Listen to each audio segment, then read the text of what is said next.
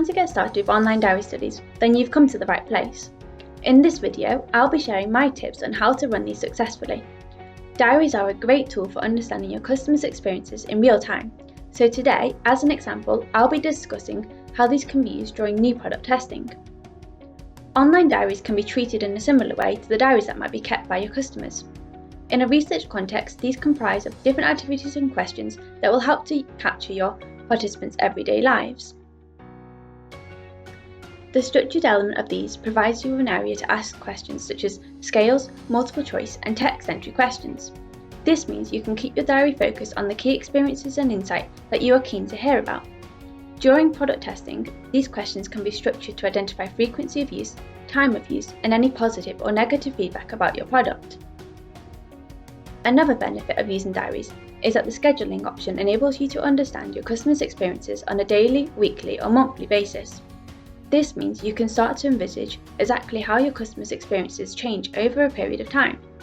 As an example, if you are testing products such as health and wellbeing offerings, the scheduling could help you to recognise the changes in your customers' experiences when using them each week. Another useful tip of using diary studies is that the video feedback questions can also complement the quantitative elements.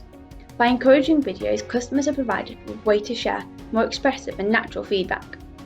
In our example of new product testing, you could look to encourage your customers to share videos of them using the product or talking through their experiences of using it.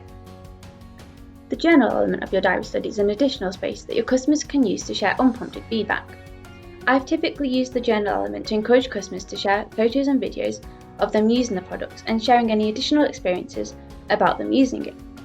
The journal element can also be used to report any negative experiences that can help your brand to respond quickly to any adjustments that might need to be made to your new product. To summarise, a successful diary study takes advantage of elements including a variety of question types, effective scheduling, and its journal element. Whether you're running these for the first time or you are looking to explore new ways of using them, I hope my tips come in handy.